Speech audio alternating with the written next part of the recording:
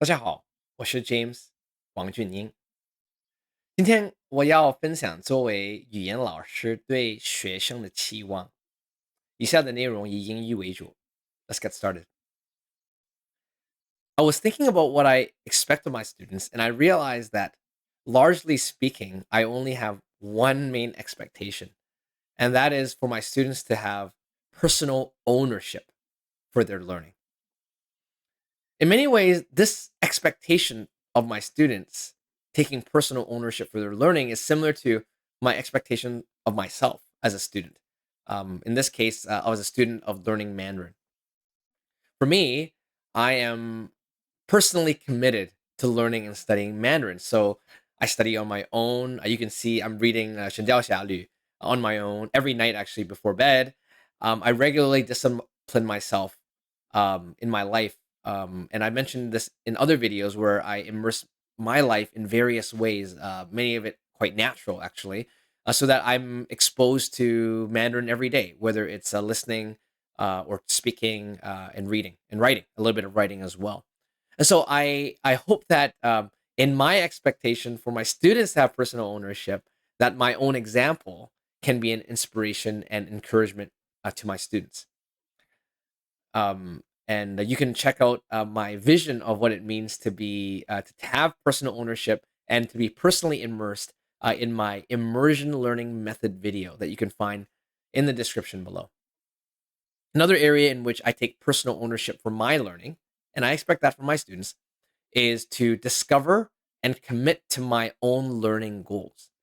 And I want to make sure my own learning goals are clear, and I want to communicate them to. I have a teacher as well, to my teacher, and I want my students to understand their own goals. What is their goal in learning English? What are their immediate goals? What are their long term goals? And to make those clear to me so that I can help them. So students should know themselves and commit to those goals. Um, and and underneath those goals, underneath committing to learning goals is, I think, underneath it is discovering one's own motivation. And the way I like to talk about learning motivation is in two ways. In it's in macro motivation and micro motivation. So macro motivation is like 宏观目标, and micro motivation is like 微观目标. And so macro motivation involves your life goal. What do you want to achieve in life? Or maybe it's a long term school or career goal, or even goals for your family, for your children. It might be having your family live a successful life here in the West. 微观目标呢，这个 micro motivation has to do with what you are interested in according to your personality. And as a teacher, I can help you link your interest to learning English. So, for example, if you like chatting with people, making friends, I would recommend Clubhouse, an audio app where you can speak in English and talk with friends. Or maybe if you're in North America, to join a club, maybe that's even easier. If you like music, I would recommend learning English via listening to music, studying the lyrics in songs, both modern songs and the classics. But you do need to be committed in this way for self discovery, self knowledge, and then communicate these to me. And I will shape the lessons and training plan to achieve these two motivations, the macro motivation and the micro motivation. Um, and so hopefully, if you don't know what they are, then hopefully I can help you discover what your motivations are, your macro motivation and your micro motivation, as well as help you draft up what your learning goals may be. But at the end of the day, you need to be committed to discovering them, and you need to be committed to achieving them. And I want to support you. Another expectation I have that's underneath personal ownership, it means to commit to practicing English and studying on your own outside of our classroom time.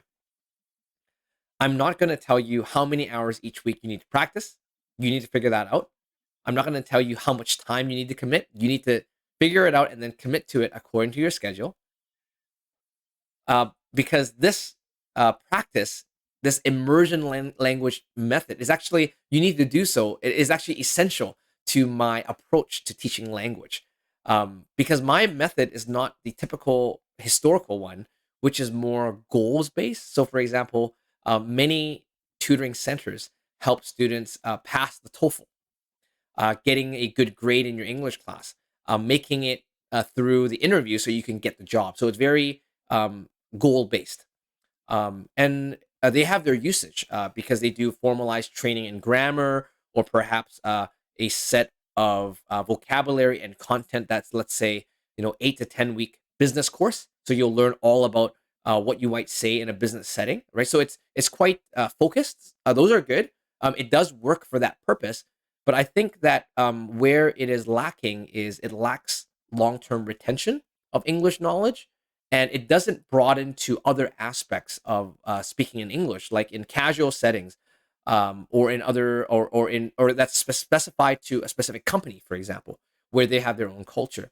In short, it doesn't achieve the deep and wide learning that I think you need to succeed in holistically in Western society. And so, my method is actually, you can learn more about my vision for language learning in the video in the description below. But to achieve that deep and wide learning, you need to actually commit to studying and learning throughout the day, throughout the week, even.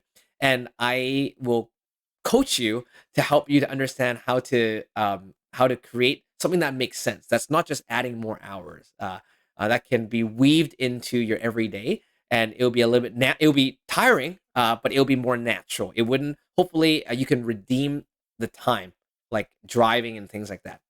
But those details I will speak to my students about. But I do expect my students to commit to studying outside of the classroom. Another aspect of ownership has to do with that when I give you an assignment, and when I suggest, and when we discuss and agree on a training program for you, a training regimen, that you actually do it, you actually apply it. Now, of course, if the training program or the amount of work I've asked you to do is too much for your schedule because you have other commitments, we can talk about it, and we can tweak the schedule. But you need to give me notice, like before our sessions. You can't just let me know last minute. We'll discuss and we'll agree on something that makes sense, but you need to commit to it, because I think otherwise our time won't be as meaningful. And I want our time to help you most effectively in your learning. Because even as I think about why I stress so much about personal ownership, is because I realized that that's what I needed for myself. Because as I was learning Mandarin for myself, um, I asked myself, why do I struggle so much? Why do I have so many areas I don't understand, so many words? Um, how come I can't communicate as fluently? And I realized that when I was thinking about it, I realized that a mother tongue speaker, let's say of Mandarin, would have been exposed to Mandarin every day all around them since they were a little kid, to through the school system to the workplace. And in some ways, every day they're improving on their mother tongue. And now, of course, if it's your mother tongue, it's just your own natural language. You don't think much about you improving, but in fact, you have ever since you were a kid growing up in Asia, for example.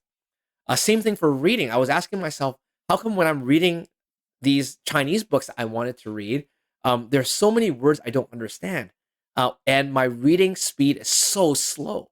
And again, it's the same reason. It's because I have not put in the time necessary to learn the language. It's about how many hours you actually put in. And so, for you, as you're learning English, I don't think you should think to yourself, because sometimes people think this about themselves. They think, oh, why is my English so bad? I guess I am not gifted in language. 我没有这个语言的天赋. I would suggest that's probably not the case. I think it's simply that you haven't put in the number of hours. I mean, some studies have even said that in order to be an expert in something, you need to have 10,000 hours invested in practicing that skill. And so, whether the 10,000 hours is the accurate hour, the principle behind it is simply you need to put a lot of time into it. And that's why I think more time needs to be put into it. And now, of course, we'll talk about how to make that work, how to make it so that you're not adding more hours if in fact, you have many other priorities, especially if you have young children at home. I have one at home as well. So, and this is why I think language experts would say that, and I'm reading your quote, the overarching principle that students become better readers is only by doing a lot of reading. So they're talking about language reading. And they're saying there are no shortcuts. All researchers agree on this principle. To read better in English, you need to read more in English. Another aspect of personal ownership for learning means active participation and willingness to make mistakes during our sessions. And in my other video on expectations of me as a teacher, I had mentioned that I'm going to support you. I'm not going to make fun of you. I'm going to try to give you constructive feedback. And so you don't need to be afraid to speak, to ask questions, to make mistakes, and then our time together will be more meaningful. Other expectations other than personal ownership, it's very basic, but one is my students need to agree with. Buy into means agree with my vision for language learning. And so, again, the vision of language learning video you can check out. You need to agree with that vision and my immersion method. Um, another expectation would be having open communication with me. So, letting me know your needs. The very first step, usually before studying with me, is to fill out the student intake form, and that link is found in the description below, so you can look at that. And I want to craft the lessons to fit your needs, but you need to communicate with me, and communication continues with our sessions later on. As you need to tell me, is it too hard? Is it too easy? Can you do more? Are there other areas of focus you want to focus on? And then I will provide resources so that you can learn towards that direction. Another aspect, of course, is being open-minded, because my method is not very conventional, not very traditional. I try to use very organic and natural methods for you to learn. And so you need to be open to my suggestions. You need to be teachable and apply, again, apply what I've suggested. And finally, it's just respect. It's very basic. It's the respect has to be mutual. I'll respect my students. I won't look down on them on their English level, but at the same time, it has to be reciprocal. So the students need to respect me, and so I think that's the best way we can work well together. You know, I have students share with me how I can be a better teacher in a respectful way, and I'll respect them and give them suggestions, and we can work best together for your successful language learning in English. And so let's work together so that you can succeed in your language learning. And I hope to see you next time. 再见。